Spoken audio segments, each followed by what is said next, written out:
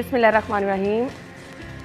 अस्सलाम वालेकुम नाज़रीन, आप देख रहे हैं प्रोग्राम सिटी एट 10 और मैं हूँ आपकी मेज़बान अना यूसुफ। उम्मीद है आप सब लोग ठीक ठाक होंगे और वीकेंड आप लोगों का जिस तरह से गुजरा, गर्मी की शिद्दत की वजह से लोग तो परेशान ही थे, लोड शेडिंग भी हुई। इसकी तरफ मुझे आना है। प्रोग्राम का आगाज़ क्योंकि हमने इसी टॉपिक से करना था, लेकिन जैसे ही अब से कुछ 20-25 मिनट पहले तमाम टीवी चैनल्स पे मैं देख रही हूँ कि ईरानी सदर के हवाले से बहुत ही अफसोसनाक खबर चल रही है। ईरानी सदर हेलीकॉप्टर हादसे में बताया जा रहा है कि जाँ बहक हो गए हैं और इसकी वाज़ेह तौर पर तस्दीक भी कर दी गई है। मुझे वो तमाम चीज़ें रिकॉल होना शुरू हो गई हैं। इसी जगह पे बैठे ईरानी सदर जब दौरा लाहौर पे थे तो हम बता रहे थे कि बादशाही मस्जिद पहुंच गए हैं, फ़लाँ जगह पहुंच गए, फ़लाँ जगह। वो उनका चेहरा और जिस तरह से बड़े अच्छे अंदाज में वो सबसे मिलजुल रहे थे, एक तवील टाइम वो बादशाही मस्जिद में रहे, वहाँ उन्होंने बड़े अच्छे तरीके से गुफ्तगू की और ख़ास तौर पर अल्लामा इकबाल की शायरी, उनके अफ़कार के हवाले से जो उन्होंने गुफ्तगू की, आज वो वक्त याद आ रहा है कि किस तरह से उनका चेहरा वो हंसता मुस्कुराता था। और आज वो जहान फ़ानी से पूछ करके बहुत सारी नेक तमन्नाएँ हैं उनके लिए।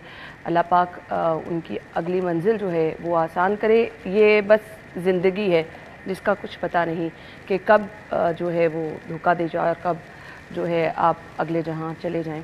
सो बहुत सारी उनके लिए दुआएं हैं, अल्लाह ताला उनकी मग़फ़िरत फरमाए। हम प्रोग्राम के आगाज़ की तरफ चलेंगे। गुज़श्ता रात लोगों का एक्सपीरियंस क्या था? वैसे तो शहर में सर्दी जो है गर्मी जो है बहुत ज़्यादा शिद्दत के साथ जो है वो हम देख रहे हैं बढ़ती चली जा रही है।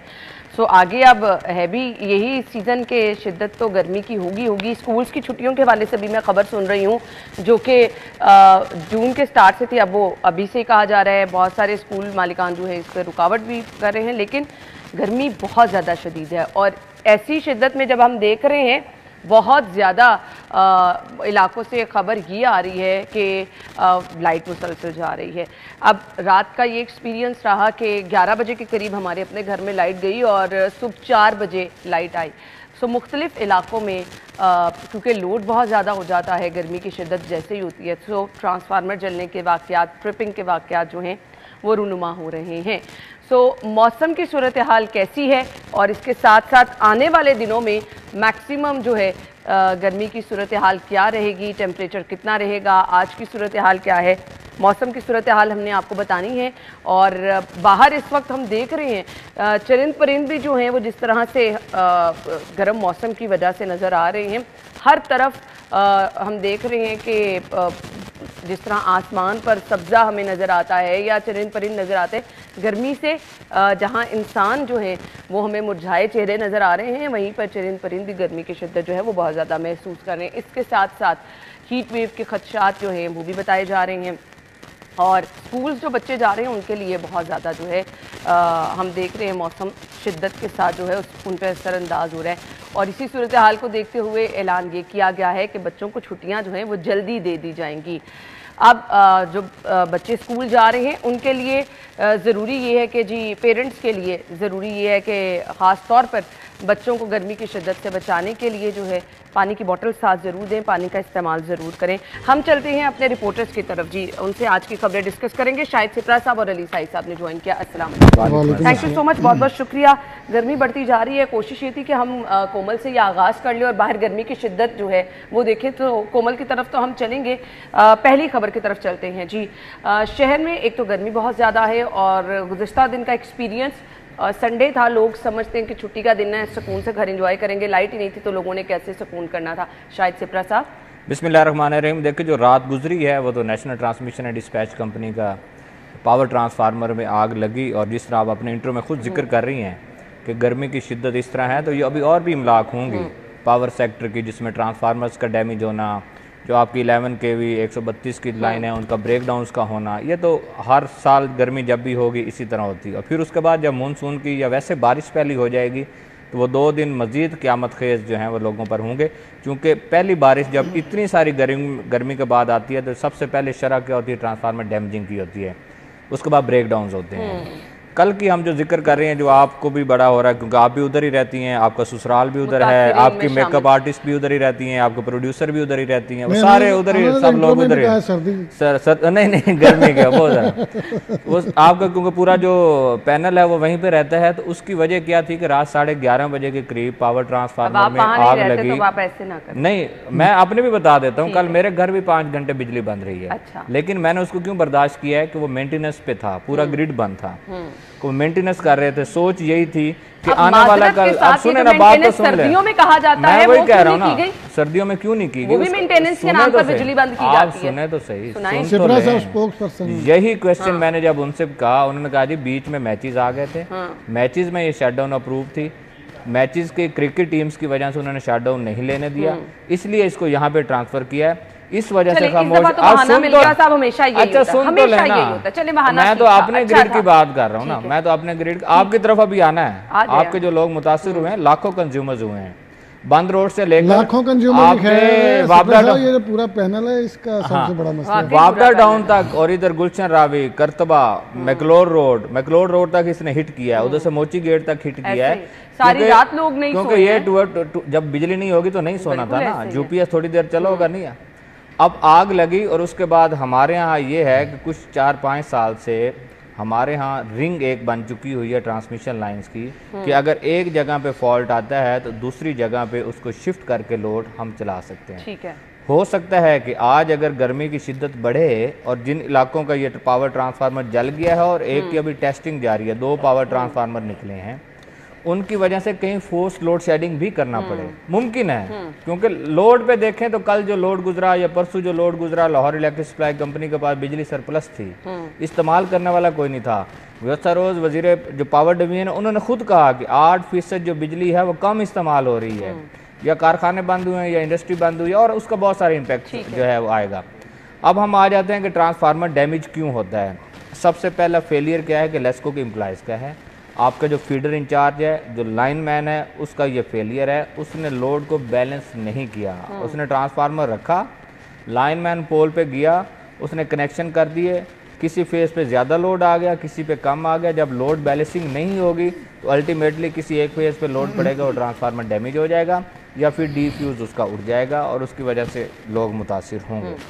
मैं आप जो कह रही थी कि लोड शेडिंग अभी तक ना लेस्को ने शेड्यूल अनाउंस किया है, ना विफाकी गवर्नमेंट ने शेड्यूल अनाउंस किया है शहरी इलाकों में, सिर्फ बात मुकम्मल होने, 2 चीजें मुख्तलिफ हमने नहीं ठहरे, लोड शेडिंग में आते हैं, फिर हम आपके ट्रांसफार्मर डैमेजिंग से जो 8-8 घंटे बिजली बंद होती है, आपने कहा लोड शेडिंग नहीं हो रही, घंटा लाइट जा रही है, जहाँ लाइन लॉस उसके सुने वही बता, वो अनाउंस लोड शेडिंग नहीं है। नहीं मैं बता रहा हूँ उसकी कैटेगरी 4 पीआरओ ना बन जाओ, ये ना के ना कि लोड शेडिंग, साहब सुने ना, साहब सुने ना, आप ये भी ना के लोड शेडिंग नहीं हो रही है, आवाम बेचारी भुगत रही है, आप आराम से कहते हैं कि लोड शेडिंग नहीं हो रही। आप सुने तो सही, जहाँ 40 गुस्सा ना करें, जो हकायक है उस पर बता रहा हूँ, जहाँ 40% से ज्यादा बिजली चोरी है वहाँ हो रही है लोड शेडिंग। हाजी साहब जहाँ रहते हैं वहाँ 40% से ज्यादा मरगजार सब्जाजार में चोरी है, वहाँ लोड शेडिंग हो रही है, और पिछले 1 माह से हो रही है। मेरा इख्तिलाफ ये है, फिर ये ना कि लोड शेडिंग नहीं हो रही है, मैं क्यों भुगतूं? हाई लाइन लॉसेस पे हो रही है ना,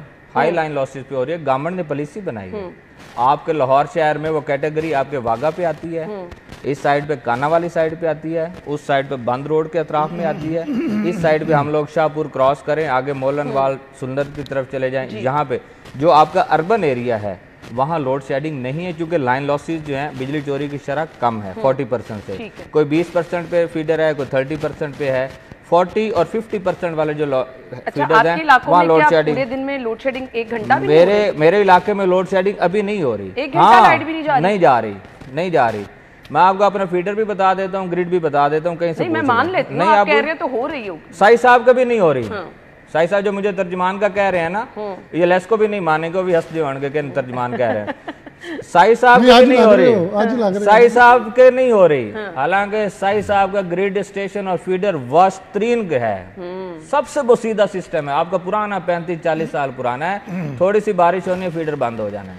सिप्रा साहब ट्रांसफार्मर डैमेजिंग पे आ जाएं। आगे कल वजीर ममलिकत पावर डिवीजन अली परवेज मलिक साहब ने प्रेस कॉन्फ्रेंस में कहा है, जी दूसरी न्यूज़ मेरे वही है, उसी पे हम आ जाते हैं। वो कल जो मीटिंग हुई है हेडक्वार्टर्स में, उस पे लॉसेस रिकवरीज वो तो ठीक है, वो तो उनकी अपनी इंटरनल डिस्कशन थी। कंज्यूमर का क्या था कि हमने मौसम गर्मा में सार्फिन तक बिजली कैसे पहुंचानी है।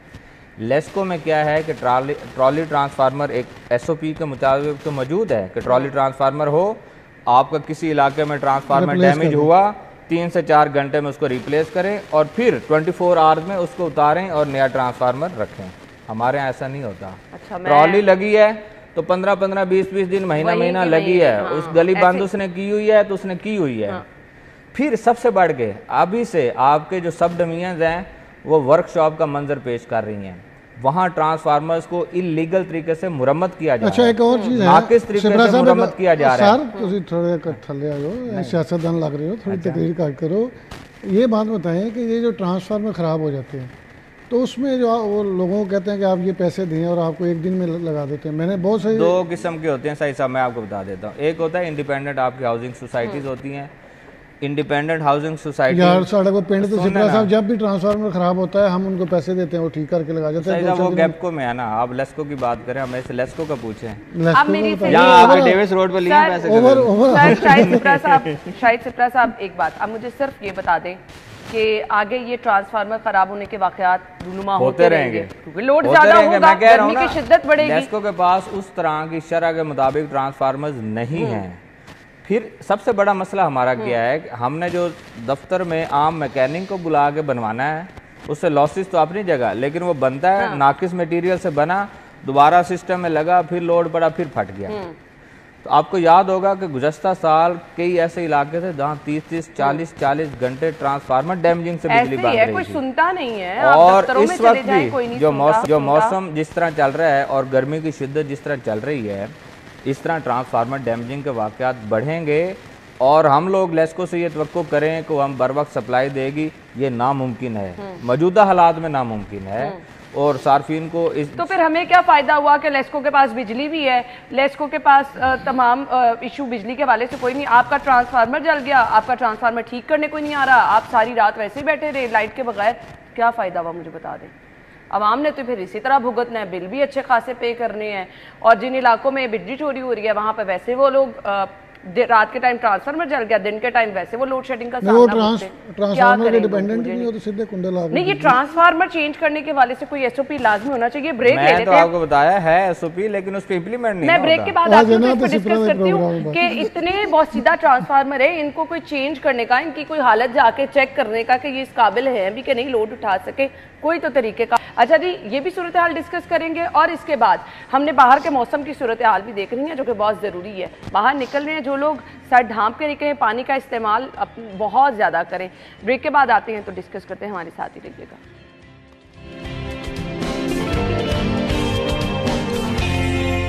शाहिद सिप्रा साहब कह रहे हैं लोड शेडिंग नहीं होगी, ट्रांसफार्मर ट्रिप होंगे, बिजली का बोझ जब पड़ेगा तो ट्रांसफार्मर ट्रिप होंगे। अच्छा जी, अभी हमने चलना है, हमारी रिपोर्टर फातिमा इस वक्त बाहर मौजूद हैं। आज की मौसम की सूरत हाल और मैक्सिमम टेम्परेचर क्या होगा हम फातिमा से जानते हैं। ये महकमा मौसमियात ने प्रेडिक्शन की है आज के वेदर की। फातिमा बताइए, आप इस वक्त मौजूद हैं जेलानी पार्क में, रेस कोर्स पार्क में, तो यहाँ पर इस वक्त गर्मी की शिद्दत क्या है? और आज तो आसपास कोई लोग नज़र नहीं आ रहे होंगे, नॉर्मली पार्क्स में लोग होते हैं, वैसे ये सुबह का टाइम है, ऑफिस का टाइम होता है, लेकिन फिर भी कुछ इक्का दुक्का लोग नज़र आते हैं, आज वो भी नहीं होंगे। Over to you Fatima.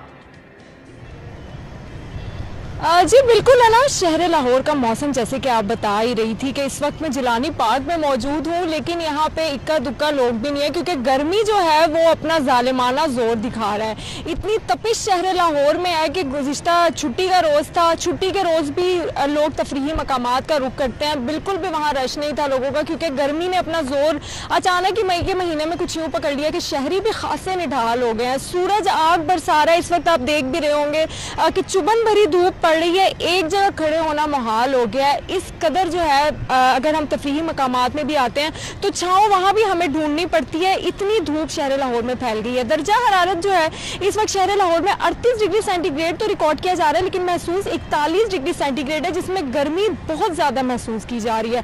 ज़्यादा से ज़्यादा ये दर्जा हरारत 44 डिग्री सेंटीग्रेड जाएगा आज, लेकिन महसूस 47 डिग्री सेंटीग्रेड तक किया जा सकता है ना, जिसमें शहरियों के जो पसीने हैं वो छूटेंगे और शहरी खासी जो है गर्मी महसूस करेंगे, जिससे बचने के लिए उन्हें एहतियाती तदाबीर पर अमल करना ज़रूरी है। ज़्यादा से ज़्यादा ठंडे मशरूबात का इस्तेमाल करें। घरों से निकलें तो अपने सरों को गीले कपड़े से ढांप कर निकलें। तो कुछ ऐसी एहतियाती तदाबीर है जिससे इस गर्मी की शिद्दत को थोड़ा कम किया जा सकता है, क्योंकि इसका बुरा असर भी हो सकता है। ठीक है Fatima, thank you so much. 45 तक जो है टेम्परेचर रह सकता है, जो कि फील आप करेंगे 47 तक। सो मैं इस खबर को वाइंड अप करना है, लेकिन सबसे पहले जिन लोगों ने आज फील्ड में जाना है उनसे एक जो है कमेंट ले लें कि वो तैयार है। साई साहब 47 तक फील होगा, सो फील्ड में आपने जाना है, तैयार है भाई गर्मी का सामना करने के लिए? मैं 2 दिन भुगत के आया हूँ। मैं सैटरडे को जो था दोपहर को एक एज लाइव कर रहा था और वहाँ पे थोड़ी धूप का मैंने सामना किया 2-4 मिनट, और उसके बाद फिर मुझे बुखार हो गया, मेरा पेट खराब हो गया। ऐसे ही होता है।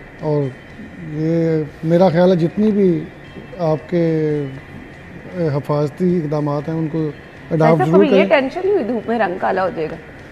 वो तो लड़कियों को होती है, हमें तो हमारा तो पहले काला है। जाने दे, मत हजरात को भी होती है। शायद सिप्रा साहब मैं गलत तो नहीं कह रही? इस तो और की काला साड़ा तो पहले ही काला है, लेकिन कुछ लड़के लेकिन नहीं। लेकिन एक चीज़ है, मैं आपको बताता हूँ, जो लोग आपके डिपार्टमेंट के साथ अटैच है ना, उनमें से मैंने बहुत सारे देखा है बड़े सेंसिटिव है। नहीं सारे सेंसिटिव होते हैं। वो सर पे नहीं सारे सर पे रुमाल बांधना रिकमेंडेड बड़ी है। अच्छी इस बात है। मौसम में अगर आप सर को कवर करके रखेंगे। रुमाल बांधना और रंग के मामले में 2 अलग चीज है। क्रीम लगाना, सन ब्लॉक लगा के घूमना, सन ब्लॉक का इस्तेमाल करना। हजरात भी बहुत सेंसिटिव है, रंग को लेके जाने दे। और अगर साई साहब कह रहे हैं ना तो ये तो बिल्कुल ना माने। साई साहब बड़े कॉन्शियस हैं अपनी हेल्थ के मामले में, अपनी लुक्स के बारे में। ब्रेक ले लेते हैं हमने जी, ब्रेक की तरफ जाना है। ये सारे इल्जाम लगा के ब्रेक की तरफ जा रही है। नहीं हमें ब्रेक लेनी दे रही थी, हमारी तो ब्रेक का टाइम था। ब्रेक लेते हैं, ब्रेक के बाद हमने आना है अगली खबर की तरफ। आपको ज्वाइन करेंगे ब्रेक के बाद।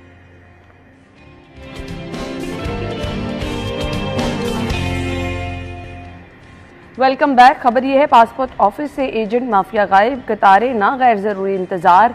ये मेरे ख्याल से बहुत बड़ी ब्लेसिंग है उन तमाम लोगों के लिए जो पासपोर्ट बनवाने जाते थे। उन्हें लंबी कतारों में जो है वो इंतज़ार करना पड़ता था, उसके बाद एजेंट्स का सहारा लेना पड़ता था। शायद सिप्रा साहब आपकी तरफ आना है, मुझे फिर मैं साई साहब की तरफ। देखिए, इसमें 2 किस्म की चीज़ें हैं। जब वज़ीर दाखिला कल गए हैं, उन्होंने जाके विज़िट किया है। एक तो 24 घंटे खुलने के बाद उसमें रश बहुत कम हुआ है। हाँ।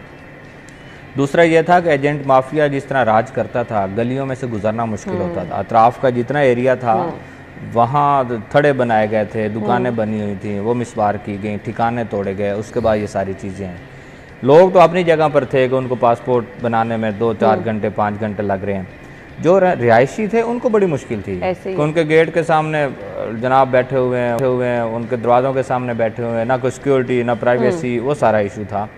जब अभी गए हैं तो पड़ोसी जो हैं वो आए हैं, उन्होंने आगे मोहसिन नकवी साहब से मिले हैं और उन्होंने कहा है कि ये तो जो 30 साल कोई काम नहीं कर सका वो आपकी वजह से हुआ है कि आज हमारे घरों के सामने जो हम लोगों को निकलना मुश्किल हो गया था वो आसानी हो गया। इससे दोहरा फ़ायदा हुआ है। एक तो आने वाले जो साइलिन हैं उनकी मुश्किलात तो कम हुई, उनका पासपोर्ट का अमल ईजी हो गया, वो आसानी से जाते हैं, करवा लेते हैं। दूसरा जो वहाँ रिहायशी थे उनकी मुश्किलात में भी कमी हुई है। तो देखें, एक दफ्तर ऑपरेशनल करने से बात ये होती है कि मनसूबाबंदी करना, प्लानिंग करना और फिर डिसीजन ले लेना, ये होता है। अगर माजी में भी ऐसा होता तो शायद ये हालात नज़र ना आते। अब उसमें एक इशू और भी है कि जब सुबह के औकात में जो एरिया रखा गया है कि 4 बजे तक सिर्फ गार्डन टाउन पासपोर्ट के जो एरिया के रहने वाले लोग हैं, जो उनके मुतय्यन किए गए हैं, उसके लोग आ सकते हैं, लेकिन उसके बाद पूरा लाहौर के लोग आ सकते हैं। पूरे लाहौर से लोग जाकर पासपोर्ट अपना बनवा सकते हैं।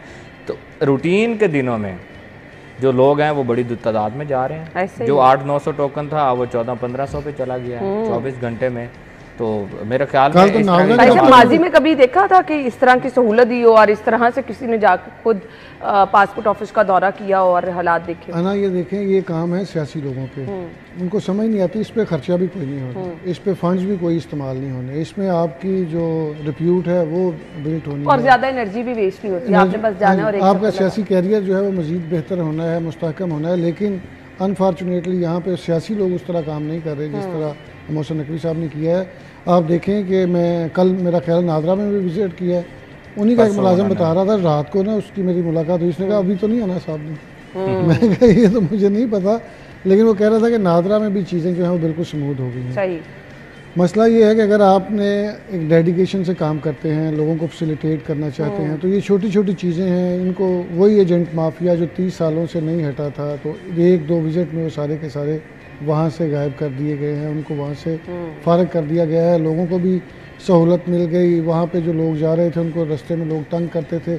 आप यकीन करें, एक्साइज़ की मैं बात बताऊँ तो वहाँ पे मैं अगर जाऊँ, लोग मुझे जानते भी होंगे, जो एजेंट नहीं जानता वो मुझे ज़रूर पूछेगा आप क्या लेने आए, कोई काम है तो मुझे बताएं।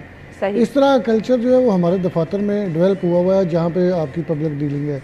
तो इसकी हौसला शिकनी करनी है, उसके लिए अगर आप विज़िट करें, उसके लिए कोई भी इक़दाम करें, आपकी चीज़ें बेहतर होनी चाहिए। और आपने देखा है कि एक और ये जो पूरी गली से एजेंट माफिया का खात्मा हुआ, मोहल्लेदारों की जान को सुकून आया, ये हमने पहले कभी नहीं देखा। जब हम उम्रे पे गए थे तकरीबन 2 साल पहले की बात है, तो उससे पहले हम सिपरा साहब के साथ ही वहाँ पासपोर्ट बनवाने गए थे। सिपरा साहब तो अंदर बैठे हुए थे, हमने बाहर एजेंट को 500 रुपया दे के सारे डॉक्यूमेंट्स मुकम्मल करवाए थे। अच्छा। तो मसला ये है कि वहाँ पे कल्चर ही ऐसा डेवलप कर दिया गया था कि उनके बगैर आप जो है अंदर जाएंगे तो आपको 2 घंटे और कोई बात ही नहीं सुनता, ऐसे ही है। खैर, तो चीज़ों को अगर आपने ठीक करना है, अगर आपने बेहतर करना है तो लेकिन विजिट और इसके बावजूद अगर किसी को इशू है प्लीज हमें मैसेज कीजिए। मैं आपको माजी में एक वाक़या सुनाता हूँ। जब मेरे पास पासपोर्ट नहीं था तो मैं पासपोर्ट बनवाने गया। अगर आपके पास टाइम है 1 मिनट में सुना दे तो मैं गया, नेशनल बैंक होता था तब, बरकत मार्केट में फीस सबमिट होती थी, एक ही बैंक होता था। उसके बाद आप तो किसी भी बैंक में आप जमा करवा सकते हैं, नेशनल बैंक की कोई भी ब्रांच। तो मैं गया तो मेरा पहला विजिट आया ऑफिशियल, तो पासपोर्ट नहीं था। तो मैं गया, जल्दी में था कि एक तो विजिट पे जाना है, फिर बैंक के बाहर एक बंदा मिला, लाइन लगी हुई थी, तो उसने कहा जी आप मुझे दें पैसे। तो आपको मैं कितने 200 रुपये एक्स्ट्रा लगेंगे, मैं फीस सबमिट करूँ। अच्छा, मैंने उसको दे दिए पैसे। अब मैं सोच रहा हूँ कि पैसे भी दे दिए, 5000 भी, 200 भी दे दिया है, ना उसको जानता हूँ वो किधर गया है किधर नहीं गया। खैर ये सोच में रहा। तो उस बार रिजवान नकवी साहब रिपोर्टर होते थे पासपोर्ट के, तो उन्होंने मुझे कहा कि ये लोग, इनका कारोबार है, ये वापस आएगा, अब यहीं रुके आएगा। 10 मिनट गुजरे, आ गया। वापस आया ना तो मेरी शक्ल देखने लग गया, तो मुझे कहता है कि मैंने आपको ना कहीं देखा हुआ है। तो मैंने कहा आप छोड़ें इस बात को, आप मुझे दें। तो कहता नहीं मुझे याद आ गया। कहता मैं नात खान हूँ और मैंने पता नहीं कोई उसने बताया कि इस जगह पे नात पड़ी थी और आप आए थे, आपने कवरेज की थी, आपने मुझे टीवी पे चलाया था, तो आप फलां इदारे से ताल्लुक़ है आपका, तो लिहाजा ये मैंने पैसे नहीं लेने। मैंने कहा नहीं ये आपकी मेहनत है, अब आपने रखनी है। तो बात करने का मकसद ये है कि लोग वहाँ पे मौजूद हैं जो फैसिलिटेट करते हैं, उनको एजेंट माफिया, उनके क्या वजह है, उनके अंदर रवाबित हैं। जो बाहर लाइन लगी हुई है वो नहीं साबित करवा पा रहा, तो वो किस तरह जाके करवा के। इसी तरह हर दफ्तर में इस तरह का मामला होता है कि एजेंट माफिया अंदर मिला होता है, मिली भगत होती है, उसके बाद बिल्कुल ऐसे ही है। और एक्साइज में भी यही सब चीज़ होती है। अच्छा जी, बिश्केक में तमाम तलबा जो है वो महफूज हैं। हालांकि तलबा को अगर हम देखें, जो हम सोशल मीडिया पे देख रहे हैं, वो इस तरह का मैसेज तो नहीं आ रहा कि वो महफूज है। वज़ीर आज़म शहबाज शरीफ का पाकिस्तानी सफ़ीर हसन अली ज़ैगम से टेलीफोनिक रब्ता भी हुआ है। साहब एक कमेंट चाहिए, फिर ब्रेक की तरफ चलते हैं। देखिए, ये सारा जो सोशल मीडिया पे नेगेटिव प्रोपेगेंडा हो रहा है, उससे तो फैमिलीज़ भी बड़ी डिस्टर्ब हुई हैं। 10,000 के करीब आपके स्टूडेंट्स और वर्कर्स हैं जो लोग वहाँ पे मौजूद हैं। बिल्कुल एक इंसिडेंट वहाँ पे हुआ। आप देखें, आपकी यूनिवर्सिटीज़ में भी, पंजाब यूनिवर्सिटीज़ में भी हर हफ्ते 2 हफ्ते महीने बाद कोई ना कोई लड़ाई चल रही होती है। ये सोशल मीडिया के नेगेटिव प्रोपेगेंडा की वजह से वो बच्चे कहते हैं कि 13 मई को वाक़या हुआ है, उसके बाद वहाँ पे किसी ने अपनी लोकल वीडियो वायरल किया है, जिसके बाद लोकल जो है वो इकट्ठे होके उन्होंने पाकिस्तानियों को टारगेट किया है। हॉस्टल्स में जाके, उनकी वर्किंग प्लेस पे जाके तशद्दुद का निशाना बनाया गया, मारा गया। जब वीडियोज़ आई थी तो आपको पता है, कोई कह रहा था 11 स्टूडेंट्स को मार दिया गया, कोई कह रहा 20 को मार दिया गया। उसके बाद आपने देखा हमारी स्टेट ने बड़ा अच्छा काम किया।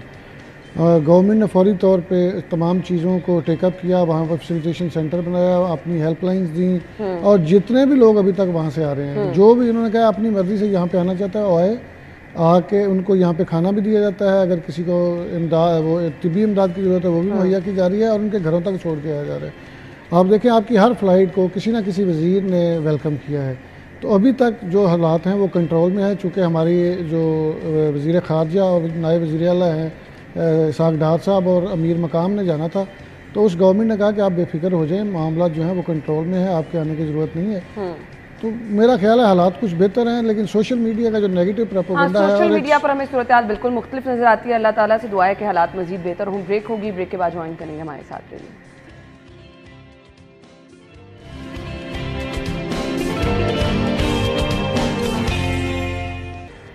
Welcome back once again. Najaf colony से खबर है जी, डकैती मज़ामत पर टीचर जाँ बहक, बेटा जख्मी और डाकू फरार। और उसके नीचे भी खबर ये है, चोर मोबाइल शॉप से ताला तोड़कर 3.5 लाख नकदी और सामान लेकर फरार हो गए। समझ से बाहर है कि शहरी इस कदर गैर महफूज क्यों हैं। पुलिस के दावे बड़े बड़े हैं, थाना कल्चर की तब्दीली के बहुत बड़े दावे किए गए, थानों को आपने स्टेट ऑफ द आर्ट भी बना दिया। शहरी अभी भी चोरों और डकैतों के रहमो करम पे है। साई साहब ना, ये सिर्फ दावों की हद तक है और पुलिस ने बड़ी टेक्निकली पिछले कुछ 6 माह से चीज़ें जो है वो बेहतर की हैं और सिर्फ अदादो शुमार की हद तक तो चीज़ें बहुत बेहतर हैं। मैं परेशान हो गई हूँ कि आप कह रहे हैं बेहतर, लेकिन हकायक अगर देखे जाए तो बड़े तल्ख हैं और पता नहीं गवर्नमेंट को किस तरह सेटिस्फाइड कर रहे हैं, समझ से बाहर है। अब इन्होंने ये कहते हैं कि हमारा 34% क्राइम कम हो गया। अब इन्होंने 15 की कॉल को इस तरह टेक्निकली कर दिया है कि आप 15 की कॉल पे पहले कॉल करते थे, वो डायरेक्ट आपकी नुमाइंदे से बात हो जाती थी। अब आप कॉल करेंगे तो बिल्कुल एक वो कॉर्पोरेट सा सिस्टम है, आपको 5 ऑप्शन मिल जाएंगे कि किस पे आप बात करना चाहते हैं। ठीक है, इससे टेक्निकली जो अनपढ़ लोग हैं उनकी बात ही नहीं हो पाती। तो एक तो उन्होंने 15 की कॉल जो है इस तरह डिक्रीज कर ली। दूसरा ये कहते हैं जी क्राइम कम हुआ है, कैसे कम हुआ है, कहाँ कम हुआ है। आप देखें रोज लाहौर में कोई ना कोई डकैती मज़ामत पे जख्मी हो रहा है। इनके नजदीक क्राइम की डेफिनेशन कुछ और तो नहीं है? इनके करीब अब ये जो आला अफसरान है वो कहते हैं क्राइम रोकना हमारा काम नहीं है। IG पंजाब को कहते हैं मेरा काम है पॉलिसी मेकिंग, और वो पॉलिसी पता नहीं किस तरह की बन रही है कि आप देखें हर रोज किसका लाहौर जैसे शहर में जिस तरह के इंसिडेंट्स होते हैं, डकैती मज़ामत पे लोग मरते हैं, डकैती मज़ामत पे लोग ज़ख्मी होते हैं। और पुलिस के कभी मैंने पहले होता था कि कभी कोई इस तरह की वारदात होती थी तो SHO को फौरी तौर पे हटा दिया जाता था, सख्त एक्शन लिया जाता था। अब तो ये रूटीन की बात हो गई है, अब तो कोई एक्शन लेता ही नहीं है। अब आपकी सारी पुलिसिंग जो है वो हो गई है सोशल मीडिया पे। आप चले गए हैं PTI के पैटर्न पे, क्या आपने सोशल मीडिया पे अपनी बल्ले बल्ले करानी है? आप कोई खतून आ गई है उसको सड़क क्रॉस करा दें, बल्ले बल्ले भी तो किसी बात पे होती है, कुछ दिखाना पड़ता है। बुजुर्ग आ गए हैं उनको पानी पिला दें, सोशल मीडिया पे लगा दें। कोई ये काम नहीं है उनका, कोई माजरत के साथ ये काम नहीं है पुलिस का। कोई DPO जो है वो सोशल मीडिया पे अपने चलने की वीडियो दिखा रहा है। आप इस चीज़ की क्या दिखाना चाह रहे हैं? आप क्या कल्चर डेवलप कर रहे हैं? आपके नीचे क्या हो रहा है? मैंने परसों का एक वाक़या आपको बताता हूँ। मैंने एक SP साहब को कहा कि एक FIR हुई है, वो गलत हुई है, उसमें बंदा पकड़ा गया, वो देख लें। उन्होंने मुतलका ASI को कहा कि इस पे मेरिट करें। उस पे मेरिट पता क्या हुआ है? 1 लाख रुपया उसने रिश्वत ली है, 20,000 रुपया लिया उसने मुलज़म को कि आपको जेल छोड़ के आना है, जेल वाले आपको लेंगे नहीं जल्दी, आपको 2 घंटे वेट करना पड़ेगा। और उस बहादुरी पता क्या है उसकी? उसने अपने अकाउंट में पैसे मंगवाए। अंदाज़ा करें तो कौन सा क्राइम आप कंट्रोल कर रहे हैं? कौन से आप दावे कर रहे हैं? आप तो सिर्फ मेरा ख्याल है मरियम नवाज साहबा को यही दिखाते हैं अदादो शुमार। और मैं अगर आपको एक और चीज़ बताऊं, ये कहते हैं क्राइम कम हुआ है। मैं पिछले साल का इनका डाटा देख रहा था, पूरे कोई 56,000 1 लाख के करीब मुकदमात हैं जिसमें सिर्फ 565 मुलजमान को हीनियस क्राइम के मुलजमान को सजाएं हुई हैं। ये इनकी ये असल में रेशो है। एक कमेंट चाहिए। देखिए, मैं तो हमेशा कहता हूँ कि सबसे बड़ा क्राइम यही है कि डकैती मज़ामत पे कत्ल हो जाना या डकैती मज़ामत पे ज़ख्मी हो जाना या घर की दहलीज पे लूट लेना औरतों को, मर्दों को, जो भी है।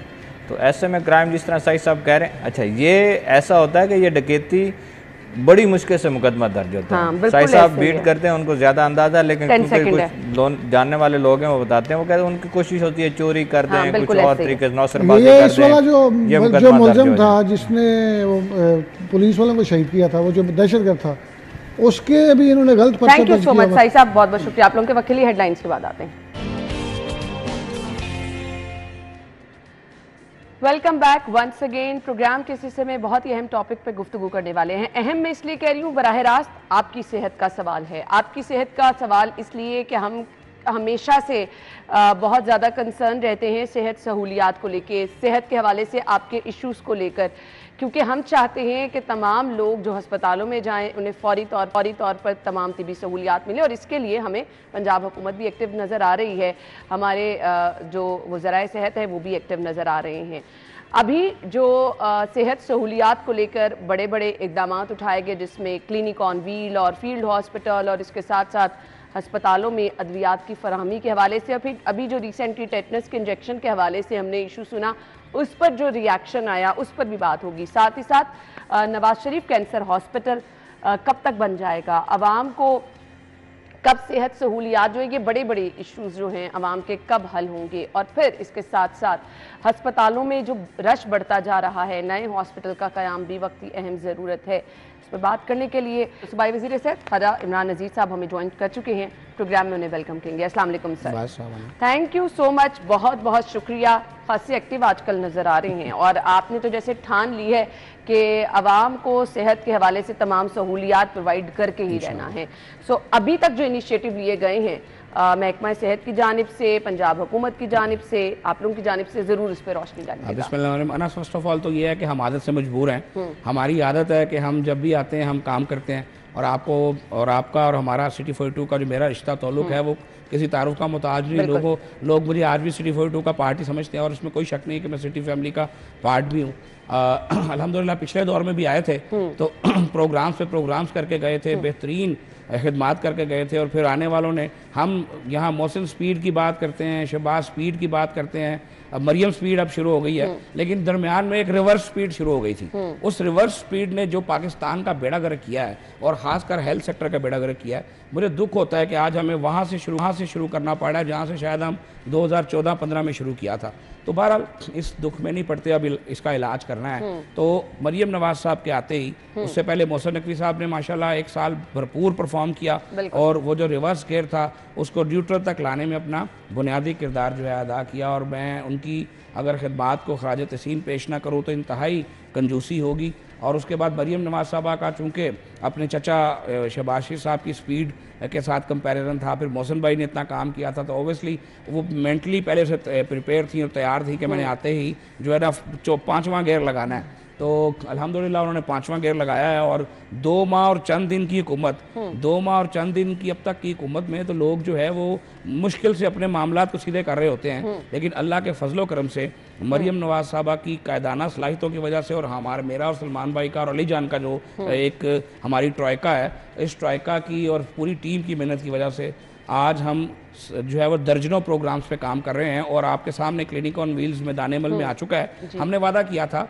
कि हम इस दफ़ा सेहत की सहूलत की दस्तक लोगों की दहलीज पर देंगे, सेहत की सहूलत चल के लोगों के पास जाएगी।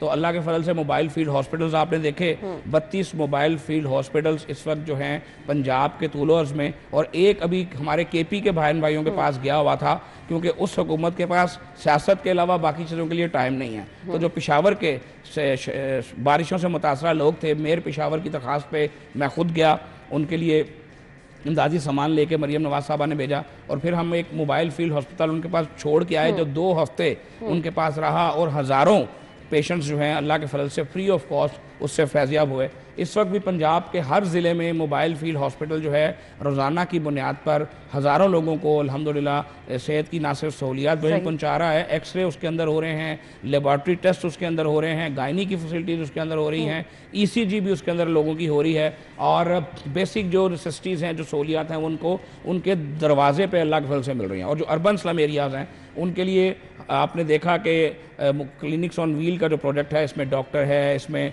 एक LHV है, वैक्सीनेटर है, वैक्सीनेशन की सहूलत से लेके तमाम सहूलतें जो एक बुनियादी GP जो है वो देता है, वो हम उनके दरवाजे के ऊपर अल्हम्दुलिल्लाह दे रहे हैं। और ये इससे इस साल 40 लाख से ज़ायद अफराद जो हैं वो हमारे शहरों के पंजाब के इंशाल्लाह मुस्तफ़ीद होंगे। उसमें तमाम मेडिसिन जो हैं वो अल्लाह के फजल से मौजूद हैं। वादा किया था कि वो सिलसिला जो टूटा था जब शहबाज शरीफ साहब हाइपरटाइटिस के मरीजों के लिए अद्वियात उनके घरों में पहुंचाया करते थे, हमने SDG 2030 गोल्स में ये प्रॉमिस किया था कि हम 2030 तक हाइपरटाइटिस को ख़त्म करेंगे। लेकिन बदकिस्मती ये है कि इतने नेक लोग आए थे, इतने अजीम लोग आए थे, आज भी लोगों को, बहुत सारे लोगों को उनका नशा चढ़ा हुआ है। मैं उनसे पूछना चाहता हूँ कि यार कोई एक काम तो बता दो कि नहीं, जो कुछ हम करके गए हैं उसको सबको रिवर्स कर दिया गया और किसका नुकसान हुआ? मेरा नुकसान हुआ या आपका नुकसान हुआ? पूरे मुल्क का नुकसान हुआ।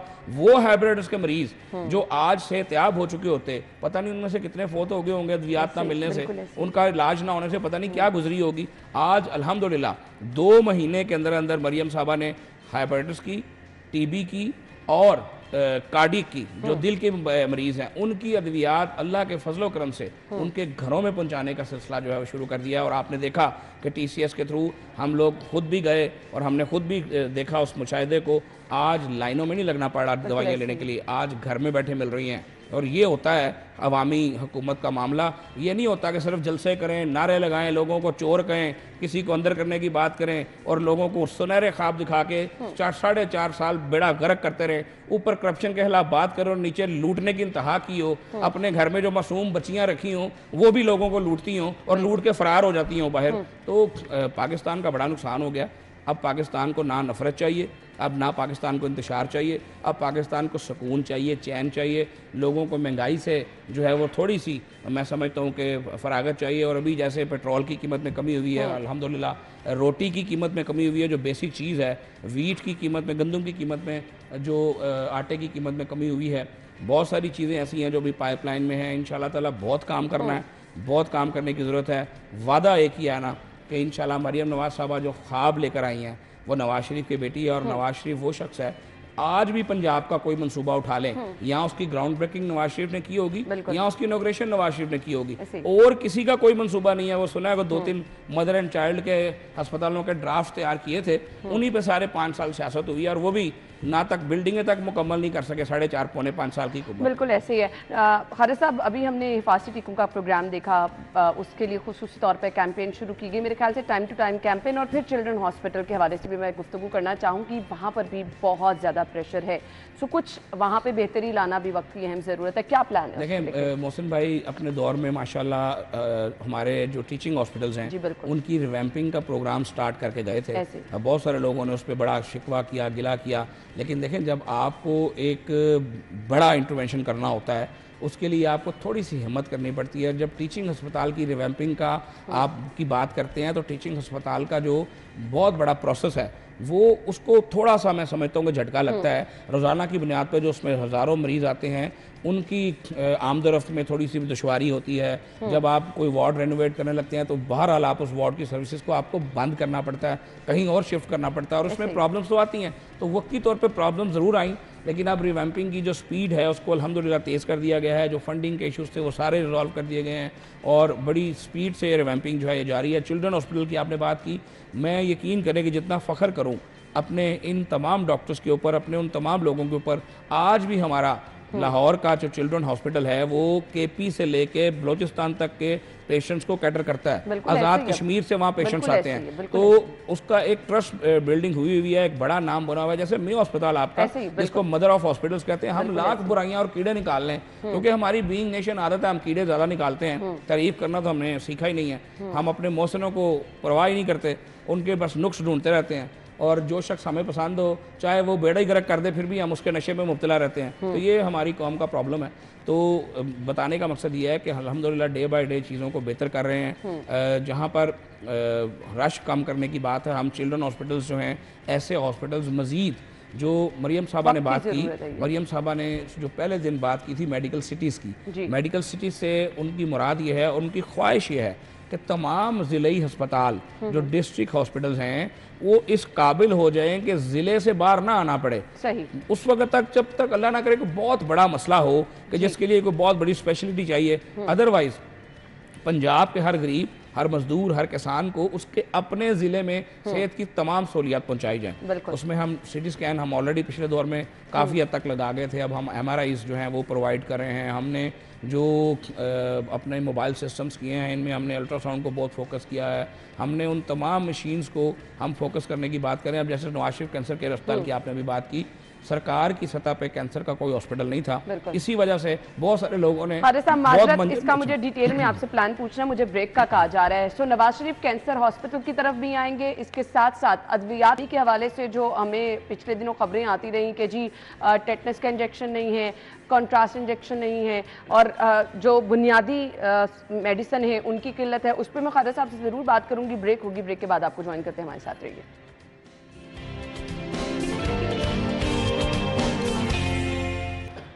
Welcome back once again. हम गुफ्तगू का सिलसिला आगे बढ़ाएंगे। मेरे ख्याल से कैंसर का मर्ज जिस कदर बढ़ता चला जा रहा है, वक्त की अहम ज़रूरत है कैंसर हॉस्पिटल होना, और इस पर हमने सीएम साहिबा को देखा खासी एक्टिव भी नज़र आ रही हैं। नवाज शरीफ कैंसर हॉस्पिटल कब तक बन जाएगा? अना देखें, इस मुल्क में कैंसर हॉस्पिटल्स के नाम से लोगों ने अपना बहुत सियासी मंजन बेचा है, और अनफॉर्चुनेटली बदकिस्मती है कि 2014 से एक शख्स ने एक कैंसर अस्पताल के खिलाफ कि उसका ऑडिट ना किया जाए स्टे लिया हुआ है। तो करप्शन की बात करने वाले, शफाफियत की बात करने वालों को हिसाब देते वक्त स्टे तो नहीं लेना चाहिए, कौम को हिसाब देना चाहिए कि कितना चंदा इकट्ठा हुआ, कितना खा गए। तो बहरहाल उस बहस में नहीं पड़ते, चूंकि ये बुनियादी तौर पे जिम्मेदारी सरकार की थी, और इसमें भी कोई दो राय नहीं कि उस वक्त जो कैंसर हॉस्पिटल बनाकर जिसके ऊपर आज सियासत की जा रही है, वो नवाज शरीफ साहब ने उसकी ज़मीन भी दी थी और 50 करोड़ रुपया उस वक्त चंदा भी दिया था। तो जो लोग आज नवाज शरीफ को बातें करते हैं कि इसके पास पैसा कहाँ से आया, जब उन्होंने 50 करोड़ रुपये चंदा 1900 या शायद में 85-88 की बात है जब लिया था, तो उस वक्त क्यों नहीं पूछा कि आपके पास 50 करोड़ कहाँ से आया, आप तो अभी सीएम बने हैं, ठीक है ना। तो बहरहाल Nawaz Sharif cancer care hospital अल्लाह के फजल से वॉर फुटिंग पर बन रहा है। पाइन रोड बेहतरीन जगह उसकी लिए सिलेक्ट कर ली गई है, उसका जो प्रोसेस है, तमाम पेपर वर्क जो हैं उसके कंप्लीट किए जा रहे हैं।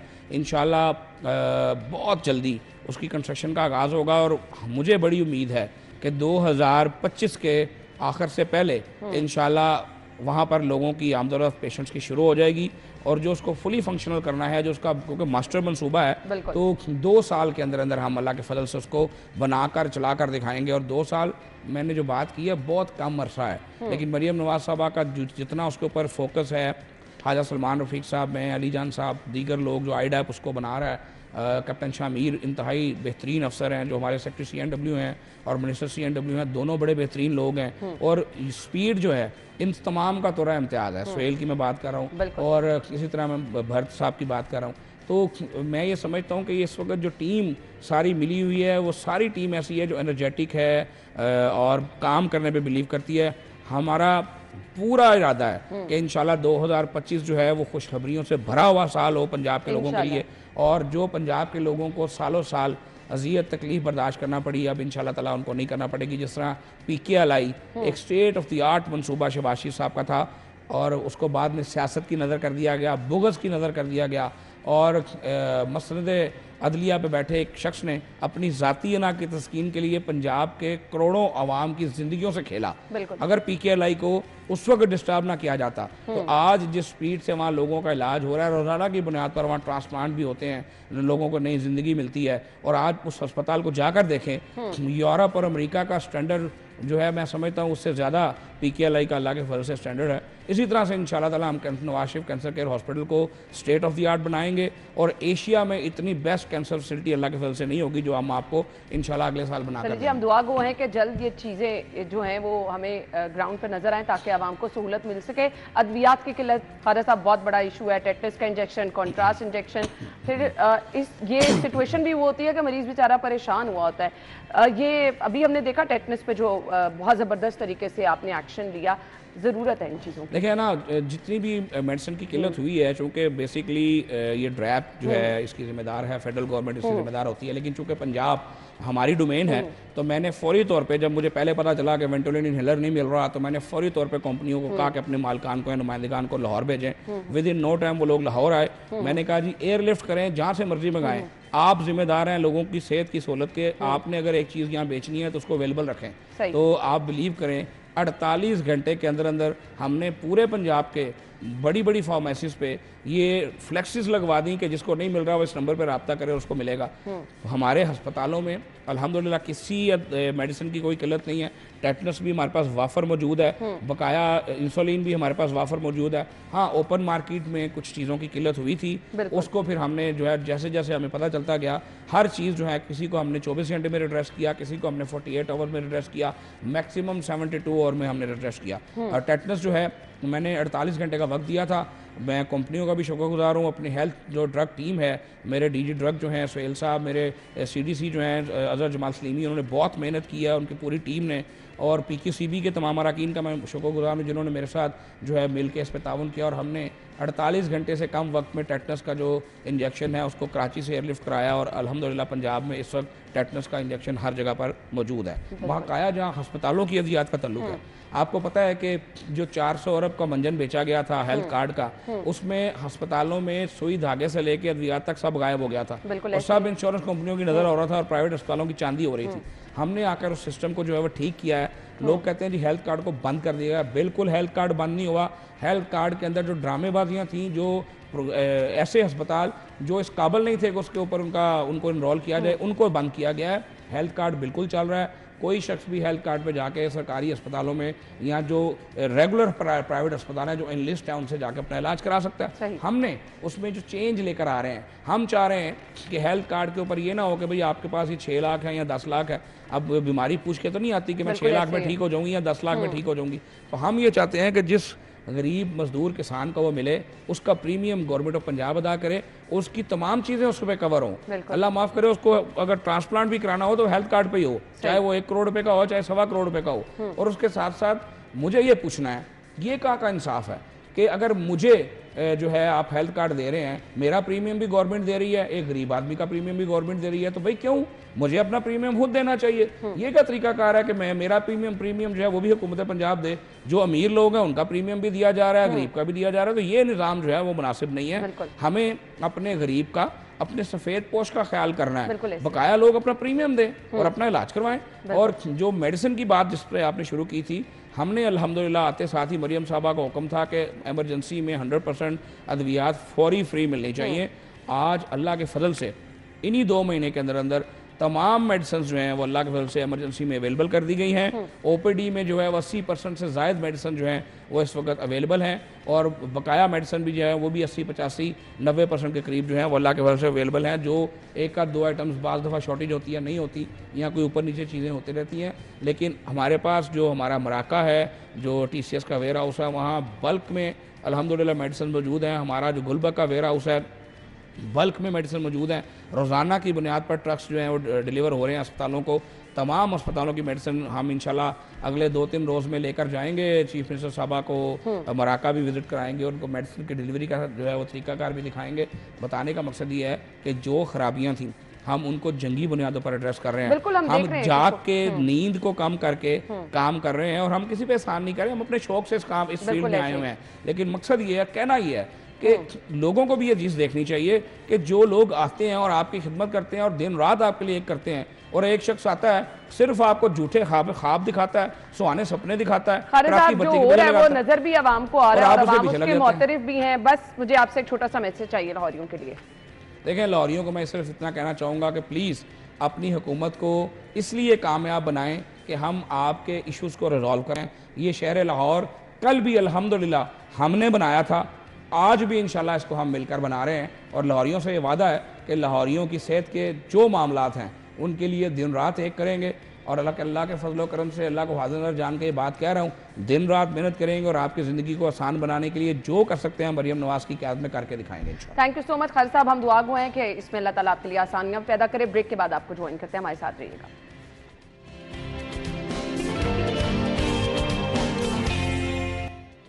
Welcome back once again. और जी, प्रोग्राम के हिस्से में बड़ी स्पेशल गुफ्तगू, जो कि आपका हमेशा पसंदीदा टॉपिक होता है। मुझे पता है कि हर कोई चाहता है हम फिट नज़र आएँ, हम दुबले पतले नज़र आएँ, अब वो चाहे ख़वातीन हैं, चाहे मर्द हजरात हैं, चाहे स्टूडेंट्स हैं, सभी लोग कहते हैं कि जी हम खूबसूरत और फिट नज़र आने चाहिए।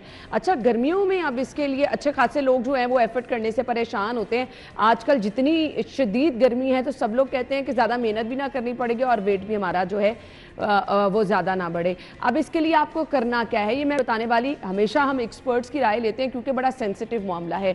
गर्मी में जब कभी आप डाइट करते हैं, गर्मी में जब कभी आप एक्सरसाइज करते हैं, सो इसके लिए आपको बड़ी चीज़ों का ख्याल रखना पड़ता है। वो कौन कौन सी चीज़ें हैं, इस पर हम बात करेंगे। सुलाफे नकवी हमें ज्वाइन कर चुकी हैं। सुलाफे को अपने शो में वेलकम कहेंगे। अस्सलाम वालेकुम सुलाफे। अस्सलाम वालेकुम अना, कैसी हैं आप? बिल्कुल ठीक ठाक, आप कैसी हैं? मैं अल्लाह के शुक्र अल्हम्दुलिल्लाह। थैंक यू सो मच, आपके वक्त का बहुत बहुत शुक्रिया। सुलाफे, गर्मी में आपकी कुछ एक्टिविटी करना बड़ा हौसला चाहिए होता है कि आप घर से बाहर निकलें या फिर आप अलहदा रूम में जाएं तो आप कुछ एक्टिविटी करें, अपने लिए एक्सरसाइज कुछ डिसाइड करें, बड़ा मुश्किल होता है। सो क्या करना है हमें? पहली चीज़ तो सैल्यूट उन लोगों को जो इस सीज़न में भी अपनी फिटनेस का ख्याल रखना चाह रहे हैं। तो मैं उनको कुछ चीज़ें बताऊंगी, चंद एक्सरसाइजेज, जिसे हर एक्सरसाइज को 40 सेकंड्स आपने करना है 20 सेकंड्स ब्रेक के साथ। उसके बाद एक ब्रीदिंग एक्सरसाइज आपको बताएंगे जो कि आपको समर्स में आपके लिए हेल्पफुल होगी, आपके सिस्टम को कूल डाउन करने के लिए। सो एक्सरसाइज नंबर 1 हम स्क्वाट से स्टार्ट करेंगे। एंड आपने स्क्वाट किया और हम इसको हिप स्वर्ल कहते हैं, आपने ये करना है, एक दफ़ा स्क्वाट किया एंड हिप स्वर्ल, राइट। एक चीज़ जो आपने देखा होगा, जब ह्यूमिडिटी होती है तो सांस का उतना ही प्रॉब्लम ज़्यादा होना शुरू हो जाता है। सो इनहेल करेंगे पूरा, नेक अप, एक्सेल, और अपने सारे नर्व्स एंड टर्मिनल्स को मिला देंगे ताकि आपकी जो एनर्जी है वो रिवाइटलाइज होना शुरू हो जाए। उसके बाद आपने सिंपल जो हम जिसे साइड लंज कहते हैं, पहले तो आप 40 सेकंड्स इसको दोहरा सकते हैं। उसके बाद साइड लंज के अंदर एक चीज़ को आप ऐड कर सकते हैं कि जैसे ही आपने साइड लंज किया, इस पाँव को आप इस साइड पर ले आए, अप एंड लेग अप, चाहे तो यहाँ पर हाई नी भी कर सकते हैं, और दोबारा से आप गए साइड लंज में, यहाँ अप एंड दिस। इसी तरह आपने दूसरी लेग पर उसको परफॉर्म करते चले जाना है। इसके अलावा साइड स्ट्रेच सबसे नॉर्मल एक हमारी एक्सरसाइज होती है, वो आप कर सकते हैं। फॉरवर्ड बेंड आप चाहें आप कर सकते हैं। अब कुछ थोड़ी सी डिफिकल्ट एक्सरसाइज भी मैं बताना चाहती हूँ उन लोगों के लिए कि तो वाकई बहुत आसान था, जो एडवांस लेवल पर जरा जाना चाहते हैं, उनके लिए हम बता देते हैं कि सबसे आपके लिए एक अच्छी एक्सरसाइज क्या होगी कि आपने, हम जिसको गेट पोज कहते हैं, कि आपने अपने एक पाँव को यहाँ रखा, नी को रखा और पाँव को यहाँ फिट किया, ठीक है। अब आपने अपना बैलेंस ढूंढना, चाहे तो आप इस पर बैठें और चाहे तो यहाँ।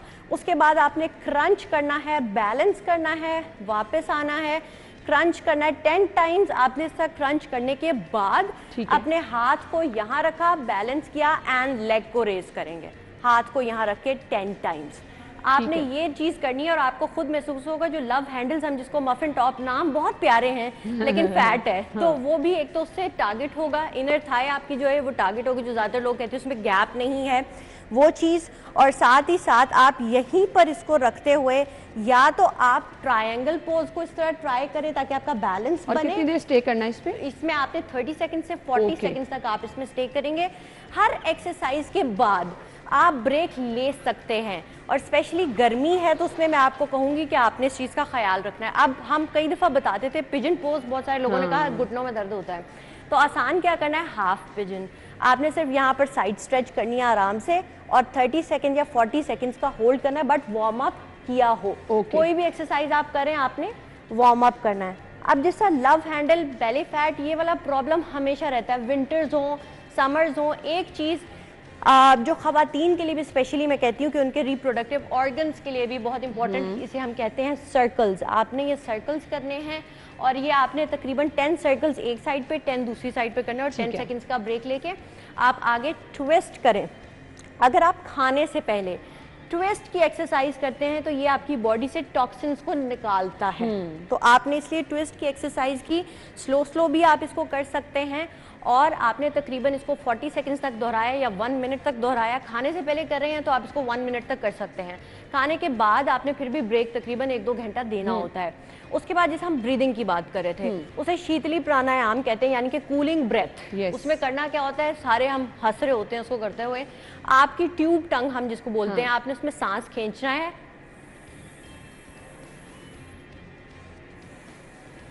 और नाक से सांस निकालना है, ठीक है। अब ये जो मैं कर रही हूँ, एक दफा मैं आपको दोबारा बताती हूँ, इसका बेनिफिट भी बताती हूँ।